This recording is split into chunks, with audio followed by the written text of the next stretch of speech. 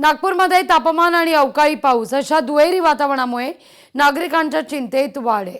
बदलत्या वातावरणामुळे नागरिकांच्या आरोग्यावर परिणाम होण्याची शक्यता आहे। जिल्हा आणि आरोग्य प्रशासन अलर्ट मोडवर आहे। आढावा घेतला आपले प्रतिनिधी ज्ञानेश्वर पवार यांनी।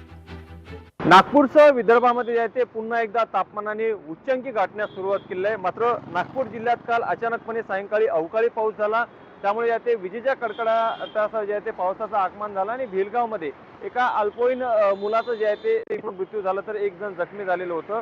त्यामुळे एकूणच एकीकडे उन्हाचा पारा तापलेला असताना दुसरीकडे अचानकपणे नागपूर जिल्ह्यामध्ये अवकाळीचं आगमन या बदलत्या वातावरणामुळे कुठेतरी नागरिकांची जे आहे ते चिंता वाढलेली आहे। त्यांच्या आरोग्यावर परिणाम होण्याची शक्यता येते नाकारता येत नाही। त्यामुळे याते एकूणच जिल्हा प्रशासन असेल, आरोग्य प्रशासन असेल, यांच्या वतीनं जे आहे ते एकूणच खबरदारी जी आहे ते नागरिकांची घेतली जात आहे। वारंवार आवाहन करण्यात येते की दुपारच्या वेळी बाहेर पडताना आपल्या आरोग्याची काळजी घेतच बाहेर पडा।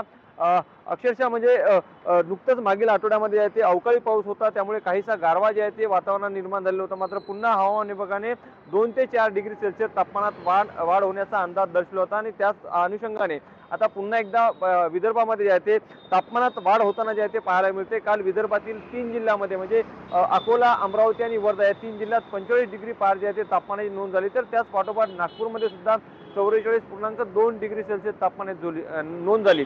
तर इतरही जिल्ह्यामध्ये आहे ते 40 पार तापमान होता। त्यामुळे एकीकडे तापमानाची वाढ आणि दुसरीकडे वातावरणात झालेला बदल या दुहेरी वातावरणामुळे कुठेतरी नागरिकांची जे आहे ते आपल्या आरोग्यावर परिणाम होण्याची चिंता जी आहे ती वाढली आहे। त्यामुळे आरोग्य प्रशासन असेल आणि जिल्हा प्रशासन असेल सध्याला आहे ते अलर्ट मोडवर दिसून येत आहे।